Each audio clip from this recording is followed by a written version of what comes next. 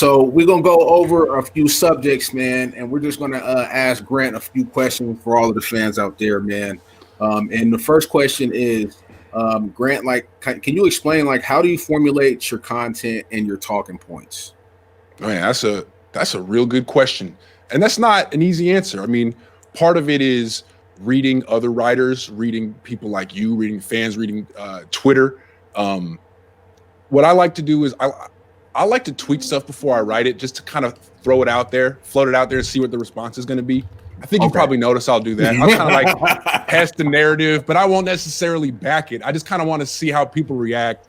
A lot of times I like to just start a conversation on Twitter, but other times I'll talk to coaches, former coaches, agents, former agents, and really find out what's going on. I mean, you don't cover a team like the 49ers for 10 years without meeting some people. And so a lot of the time, when I started talking about George Kittle and his contract like a month and a half ago, it wasn't just because I woke up one morning and thought, hey, what's going on there? It's because I talked to people, and someone I talked to in the league was like, hey, you saw what they did with Buckner, right?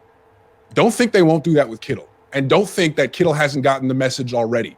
I'm not saying they're going to trade Kittle, but it's not that simple. So that's why I started talking about it a month and a half ago. I didn't say sources say, because that's whack. Just say it like it's your opinion. Although I'm telling you that's I occasionally hear things from sources and float it out there sort of as my own opinion, and just to make myself seem smarter than I really am. I've been doing that since I was like 25.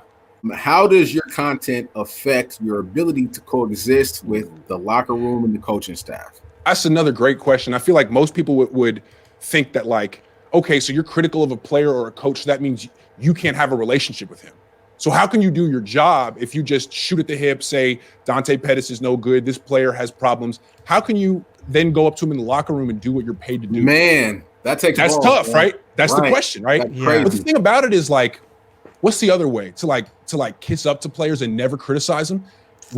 From my experience, players don't respect that. They don't. Players are athletes. They're alpha males. They respect head-on, direct competition. They don't respect like kissing up to you. So if you're real direct and be like, yo, it's not personal. I just think that you're a disappointment as a wide receiver. Prove me wrong.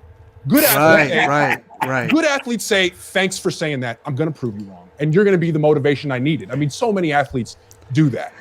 Just recently when you said about Jerick McKinnon, like, I love that. Come on. Like, thank you. And I'm sure he's using that every day to fuel himself. And if he succeeds, that'll be another example of why he was built to succeed.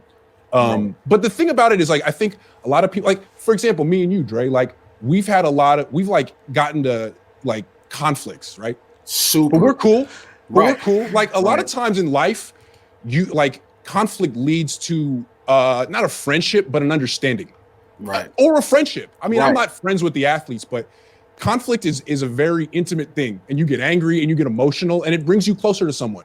So what I learned ever since I had conflict with Anthony Davis back when I was 23 years old, you had conflict with AD? Oh yeah, you don't remember that? I don't know. That's before your time, bro. Man, I wrote during a mini camp that he squealed because he used to have a high voice. It was like a Tyson thing. He got mad, dude. For like 4 days, he just went on and on Twitter with the hashtag Stop Cohn that was trending all weekend.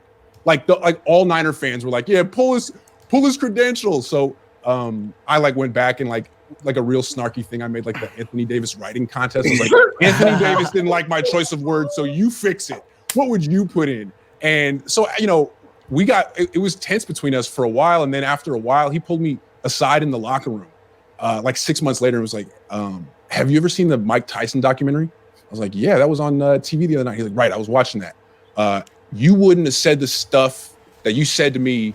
You wouldn't have said that to Tyson. And I said, I don't know, man. I might have. I'm kind of crazy. And he's from Jersey. He's from Jersey. He's like, man, that's why I like you, man, because you're crazy. And we always got along after that.